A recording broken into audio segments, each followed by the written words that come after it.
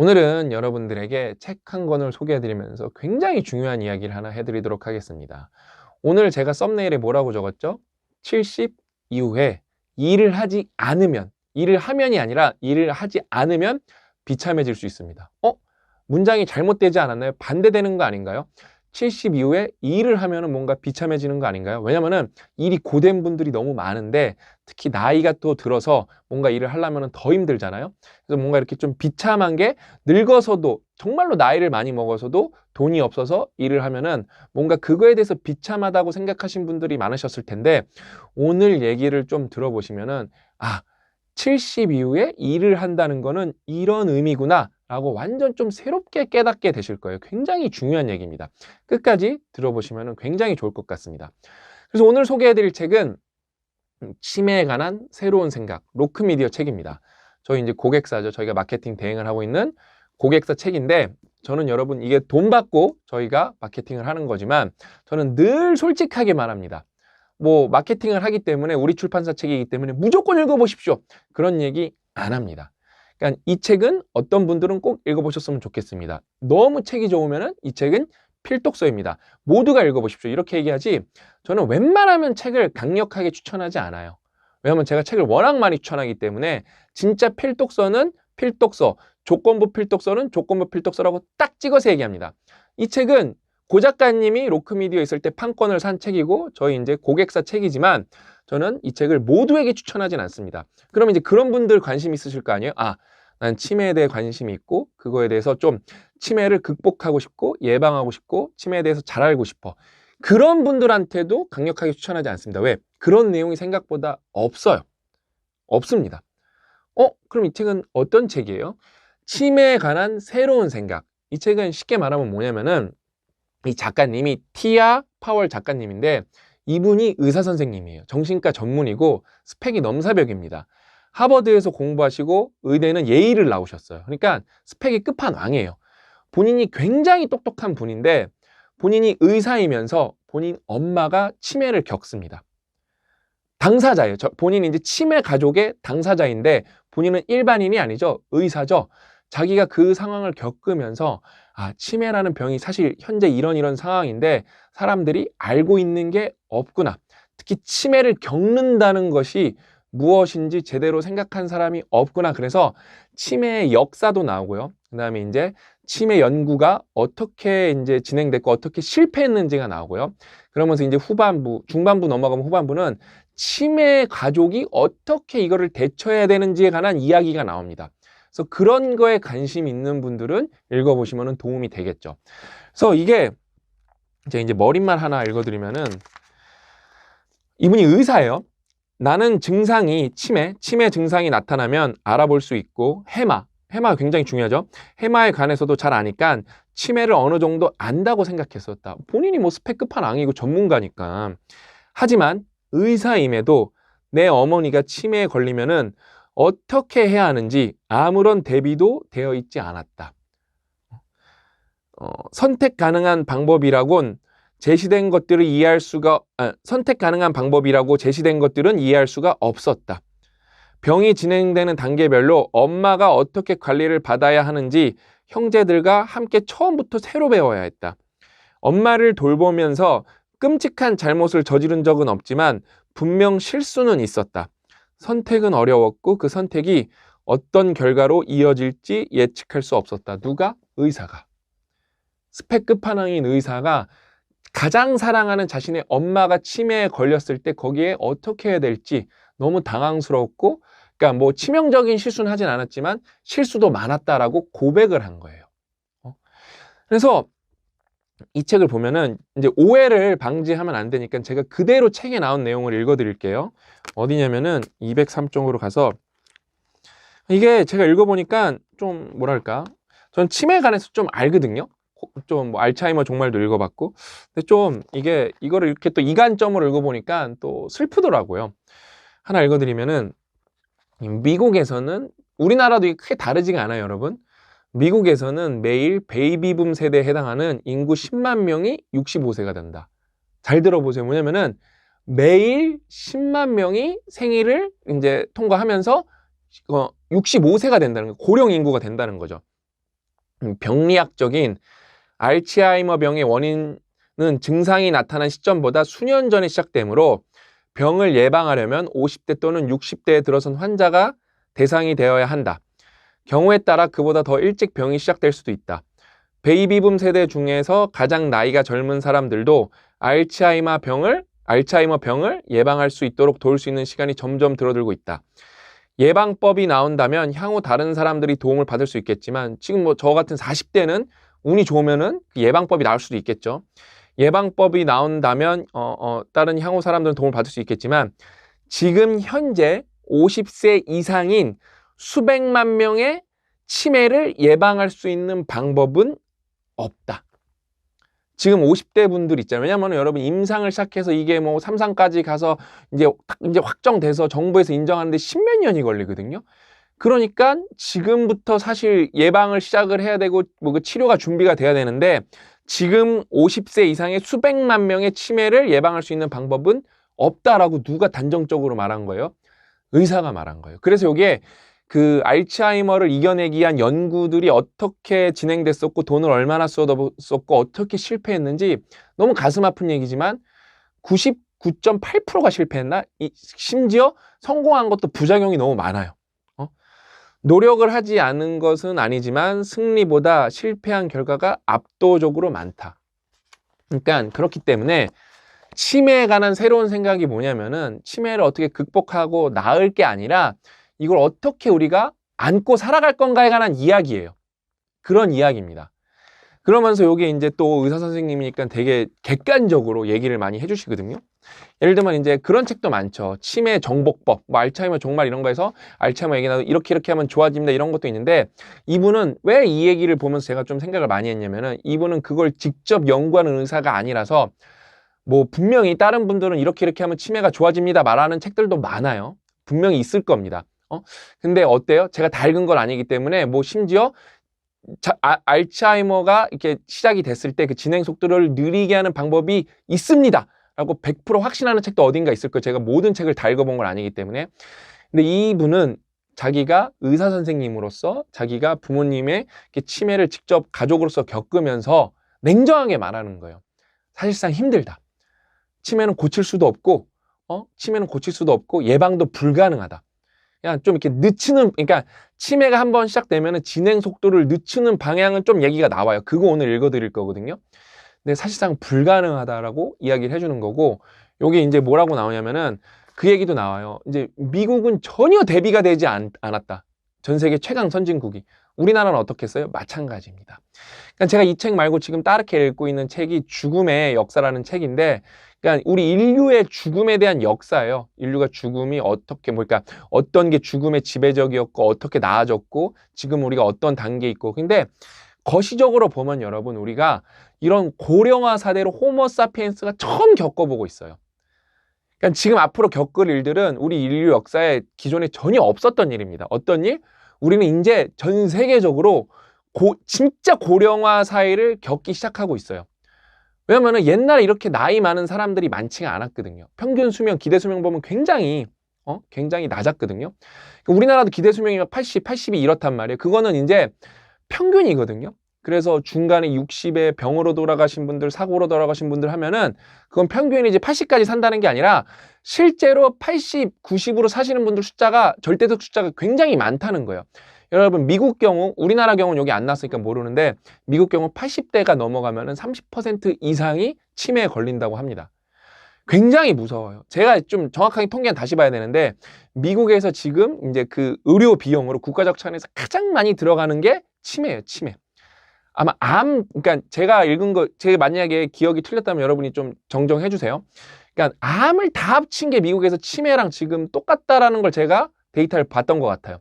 그럼 뭐냐면 치매 환자는 어떻죠? 계속 늘어가고 있기 때문에 지금 이게 생각보다 암 하면은 왜냐면 젊은 사람도 걸릴 수 있고 심지어 어린 친구들도 걸릴 수 있기 때문에 이게 딱 직관적이고 암 조심해야지 암 걸리면 안 돼 이런 생각으로 정기검진 제대로 받아야 돼 이런 거 하는데 치매는 당장 내 얘기가 아니고 내 얘기가 아니고 먼 얘기이기 때문에 관심이 없거든요.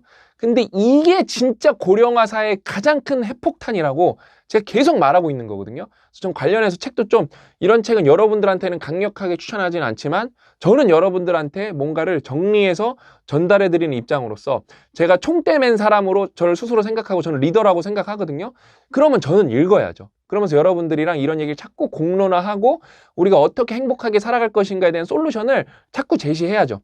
그래서 컨텐츠 만드는 거잖아요. 어떻게? 70 이후에 일하지 않으면 비참해질 수 있다. 왜? 읽어드릴게요. 제가 이제 읽어드리도록 하겠습니다. 225쪽으로 가면은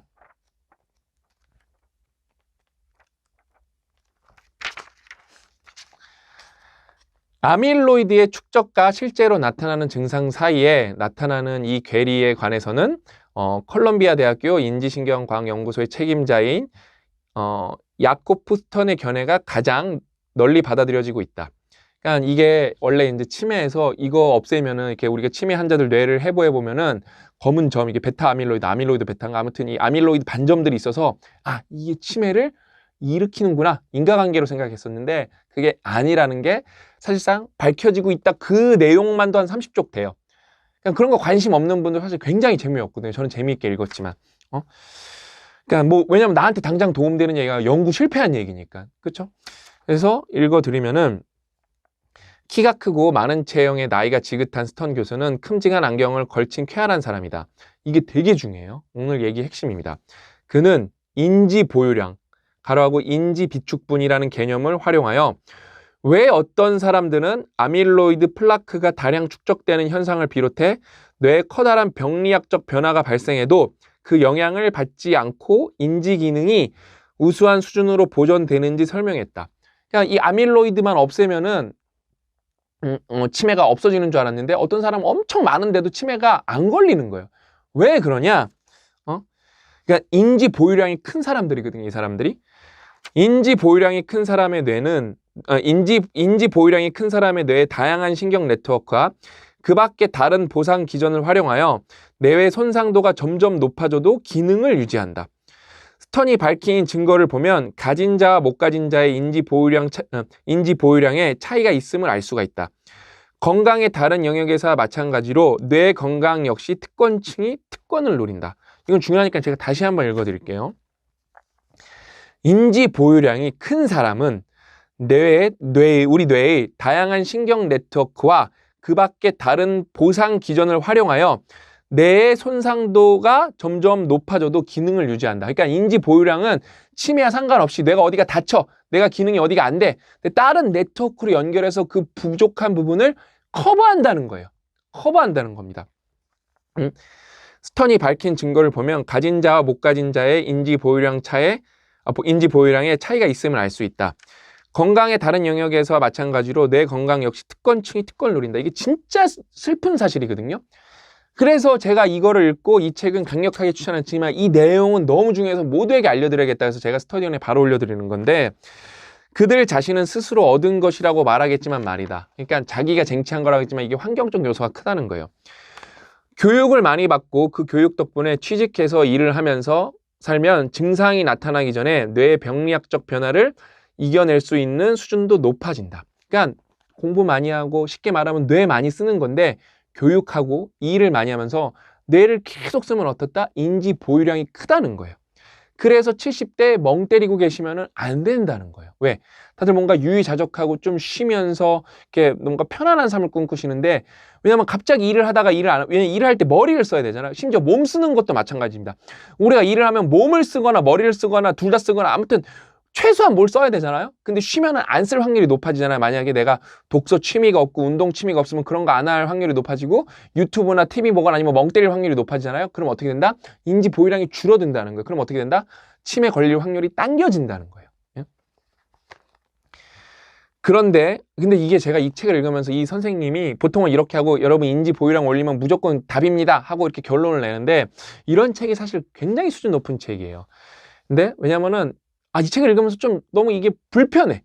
왜냐면은 인지 보유량이 치면 그럼 무조건 좋을 것 같잖아요. 근데 단점이 있어요. 이 특권에도 단점이 있다. 인지 보유량이 큰 사람은 치매 증상이 일단 나타나면, 치매는 이렇게 여러분 한번 시작되면은 그 증상이 점점 인지 능력이 점점 떨어지는 거거든요. 인지 보유량이 적은 사람보다 더 빠른 속도로 악화가 된다. 내가 뭔가 그냥 일을 많이 하다가 갑자기 쉬면 어떻게 된다? 큰일 난다는 거예요. 그러니까 원래 내가 60대, 70대까지 뭔가 이렇게 일도 활발하게 하고 뭐도 하고 그런 분들은 어떻게 된다? 계속 끝까지 내가 인지 보유량을 절대 떨어지지 않게 활동을 계속해야 된다. 그래서 70 이후에도 일이 됐던 독서가 됐던 뭔가를 엄청 열심히 해야 된다는 거예요. 앞에서 언급한 보상 기전이 실질적으로 손상을 막다가 더 이상 손 쓸 수 없는 지경에 이르면은 손끝만 닿아도 와르르 무너지는 상태가 되어 빠른 속도로 악화되는 것으로 보인다. 그러니까 원래 문제가 있었는데 다른 데로 커브하고 있었는데 그게 탁 끊어지면 그냥 확 무너진다는 거예요. 응? 교육과 운동, 꾸준한 지적 활동, 사회 참여는 모두 인지 보유량에 영향을 주는 요소에 해당한다. 다시 읽어드릴게요. 교육과 운동, 꾸준한 지적 활동, 사회 참여. 그러니까 일이 뭐 여기에 가장 큰 공통 집합이죠. 그렇죠? 그래서 독서 같은 거랑 운동 습관이랑 독서 습관이 안 들어있죠? 그럼 치매 걸릴 확률이 굉장히 높다는 거예요. 뭐 그러니까 인지 그러니까 보유량, 우리 인지 총량에 대해서 운동과 독서는 그거를 뭔가 늘리고 유지하기 위해 최고로 가장 좋은 방법이라는 걸 다 쉽게 알 수가 있죠. 그렇죠? 치매를 예방하는 요소는 아니지만 증상이 나타나는 시점을 낼 수가 있다. 그러니까 이게 슬픈 얘기가 뭐냐면은 이걸 한다고 해서 치매가 완벽하게 예방이 되는 게 아니라 발현 시점만 늦어진다는 거예요. 그게 최선이라는 거예요. 치매를 이렇게 나는 스턴 박사에게 인지 보유량을 보존하기 어떤 노력을 하고 있냐고 물었다. 이게 단점이 있지만 이 사람들은 그래도 똑똑한 사람들, 의사, 이거를 진짜 알고 있는 사람은 인지 보유량을 올리기 위해서 뭔가를 하고 있겠죠. 그는 업무 스케줄이 워낙 빡빡해서 그러니까 이 사람은 머리 쓰는 일을 많으니까 머리 갖고는 뭘 할 이유는 없겠죠. 그럼 운동이 남겠죠. 그렇죠? 그는 업무 스케줄이 워낙 빡빡해서 그 사이에 시간을 내 운동하기가 어렵다고 털어놓았다. 그 대신 그는 사무실을 오갈 때 계단을 이용한다고 이야기했다. 사무실이 18층 아닌가요? 내가 다시 묻자 이런 대답이 돌았다. 사실상 19층입니다. 하지만 이 정도 운동으로는 부족해요.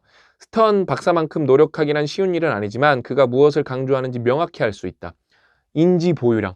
그러니까 어쨌든 뭔가 이렇게 수동적이고 이렇게 유유자적한 사람으로 60, 70에 넘어가기 시작하면 그걸 꿈꾸시는 분들은 그걸로 뭐 치매 안 걸리면 괜찮겠지만 80 가서는 여러분 치매 걸릴 확률이 30에서 35%라니까요. 굉장히 높아집니다. 그래서 인지 총량이 줄어들면 절대 안 된다. 유전자를 바꿀 수는 없어도 인지 보유량을 바꿀 수는 있다. 그러니 적극적으로 노력해야 된다. 이 선생님도 여기 단점까지 언급했지만 그래도 인지 보유량을 올리고 유지하는데 우리가 최선을 다해야 된다고 말을 해주시는 거예요. 그래서 제가 또 읽어드리면은 225쪽으로 가면은 이거는 다른 연구 결과가 225쪽이 아니고 239쪽으로 가면 이건 다른 연구 결과인데 또 똑같은 얘기 나오는 거거든요. 이건 아까 스턴 박사님 얘기고 이건 다른 연구 결과에서 나온 건데 몇 가지 반가운 소식을 전하는 것으로 이 주제를 마무리하고 싶다. 치매를 늦추는 방법을 찾는 노력에 진전이 있었는데 그 효과가 약에서 비롯되지 않았다는 소식이다. 약이 엄청나게 나왔는데 그 치매를 결국엔 늦추지 못했어요. 노인 인구 중 치매를 앓는 사람의 비율은 점점 줄어들고 있다. 이거 되게 좋은 소식이잖아요.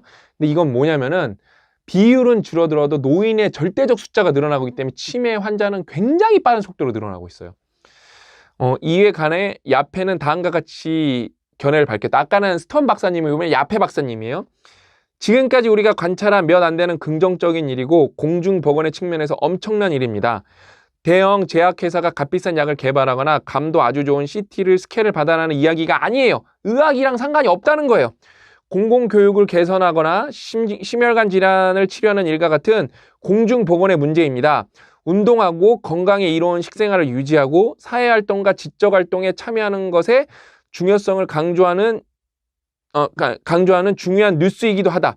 이 모든 노력이 인지 보유량을 키우고 내 기능을 보호하는 데 도움이 된다. 이 얘기가 다른 박사님이랑 얘기하는데 또 나온 거예요. 그냥 결국엔 그래도 늦춰지는 이유가 뭐냐면 좋은 거 먹고 운동하고 사회 참여하고 뇌 많이 쓴다는 거예요. 이걸 하니까 어때요? 인지 보유량이 키워지고 뇌 기능을 보호한다는 거예요. 그래서 여기에 우리 티아 박사님이 뭐라고 했냐? 80대 노인하면 집 앞 현관에 내놓은 흔들 의자에 가만히 앉아있는 모습을 전형적인 이미지로 떠올리는 것에도 의문을 가질 필요가 있다. 안 된다는 거예요. 이게 국가를 위해서도 개인을 위해서도 이러면 이제 안 된다는 거예요. 카페트래. 담요 같은 거, 이렇게 무릎에 덮고, 이렇게 흔들 의자, 이게 미국 이런 거 그림 많잖아요. 백발의 할머니, 할아버지들이. 그러면 안 되고 운동하고 독서하고 책 읽고 뭐 참여하고 그래야 된다는 거예요. 예? 그런 생활이 자신에게 꼭 맞는 선택인 사람도 있겠지만 그 밖에 새롭게 흥미진진한 일을 막 시작하려는 노인도 우리가 기대하는 모습에 포함되어야 된다. 그러니까 노인하면 이제 뭘 더 하세요? 그런 얘기 하면 안 된다는 거예요. 왜? 치매 때문에. 되게 중요한 얘기 오늘 해드린 거예요. 그래서 70 이후에도 일을 하는 게 최고입니다. 우리나라는 더 해야 돼요. 우리나라는 고령화가 더 빨리 진행되고 있기 때문에 만약에 70대가 인지 능력이 높은 상태에서 어떤 일을 일정 부분 우리나라에서 해줄 수 있다. 그럼 고령화를 무서워할 필요가 없다니까요. 그러니까 사실 저출산은 이미 시작된 거고 제가 연구 자료 많이 보고 있는데 우리가 출산 안 하는 게 좀 종특이 있어요. 우리나라 인구, 대한민국 국민의 특수성이 있습니다. 그래서 그거는 진짜로 쉽게 해결된 부분은 아니고 벌어진 일에 대해서 우리가 어떻게 해야 되는가를 진짜 진지하게 따져봐야 되는 거거든요. 그러면서 여기 하나 제가 소개시켜 드리고 싶은 게 이건 되게 중요한 건데 이걸 알고 이걸 꼭 알고 계셔야 되거든요. 왜냐면 이제 치매에 부모님을 돌보는 분들이 많으니까. 치매 환자를 돌보는 일이 그 사람에게 어떤 영향을 주는지 연구하는 일. 그러니까 이게 치매가 아니라 그 환자를 돌보는 간병인이나 보호하시는 가족들. 곧 선한 사람들에게 어떤 나쁜 일이 일어나는지 예상해보는 일과도 같다. 간병 맡은 사람들은 가족을 돌보면 생기는 고통을 짊어진다. 또래보다 건강이 나빠지고 우울증과 심장질환 발생률도 높아진다. 어떤 사람이? 치매 환자를 돌보는 가족들이. 다른 조건은 비슷하지만 집에서 치매가 걸린 가족들을 돌보지 않은 사람들보다 수명도 짧다. 뭐예요? 그러니까 똑같은 가족이라서 유전자를 비슷한 거 갖고 있었고 집안 환경도 비슷해도 치매 환자랑 직접 커뮤니케이션 하면서 그 사람을 돌본 사람들은 심지어 어떻게? 수명도 짧아진대요. 간병 때문에 바깥 활동을 포기하는 경우 소득이 줄고 은퇴 자금을 모을 수 있는 돈도 줄어든다. 사회보장제도로 받을 수 있는 지원금도 함께 줄어들고 나이 들어 혹시라도 장애가 생길 경우 기댈 수 있는 자원도 줄어든다. 치매는 가족력이 있는 질환인 만큼 치매에 걸린 부모를 돌본 사람은 부모님이 치매가 있는 거죠. 나중에 치매에 걸릴 확률이 다른 사람보다 높다. 이러한 결과는 새로운 내용이 아니다. 오래전부터 다양한 연구를 통해 입증된 사실이다. 그럼에도 간병을 책임져야 하는 사람들이 그 역할을 포기하지 않는 경우가 많다. 가족인데 어떻게 포기? 저도 포기 못해요. 집에서 사랑하는 사람을 돕는 일이 그만큼 엄청 중요하기 때문이다. 그러니까 이런 연구 결과를 팩트로 간병인들은 더 의식적으로 긍정적으로 마음을 먹으셔야 되고 짬을 내셔서 운동도 더 적극적으로 하셔야 되고 왜? 더 강해져야 돼. 그 방법밖에 없어요. 그러니까 이런 사실이 있기 때문에 더 잘 챙겨 드셔야 되고요. 그러니까 어때요? 똑같은 가족이어도 직접 전담마크 하신 분들은 수명이 더 줄어든다고 나왔죠. 그러니까 가족이 짐을 또 나눠줘야 되고요. 사회적으로 이게 인식이 개선돼야 되는데 이거는 여러분 우리 인류가 이제 처음으로 맞이한 고령화 사회라는 거대한 패러다임이라서 이렇게 하면 답이 나옵니다. 이런 문제는 아니에요. 그러니까 어떻게 하면 우리가 뭐랄까 조금이라도 더 행복을 찾아낼 건가 이 책이 그런 책인 거거든요. 그냥 치매라는 건 우리가 뭐랄까 거스를 수 없고 거기서 우리가 어떻게 조금이라도 행복하게 살아갈까에 관한 이야기예요. 그래서 노래 부르는 얘기도 나오고 막 다양한 얘기가 나와요. 그래서 아무튼 저는 오늘 여러분들한테 치매라는 걸 소개해드리면서 인지 보유랑 인지 총량 이런 걸 얘기해드리면서 일단은 우리가 적극적으로 할 수 있는 거 나를 위해서도 국가를 위해서도 공동체를 위해서도 나중에 내 가족을 위해서도 우리가 할 수 있는 건 뭐다?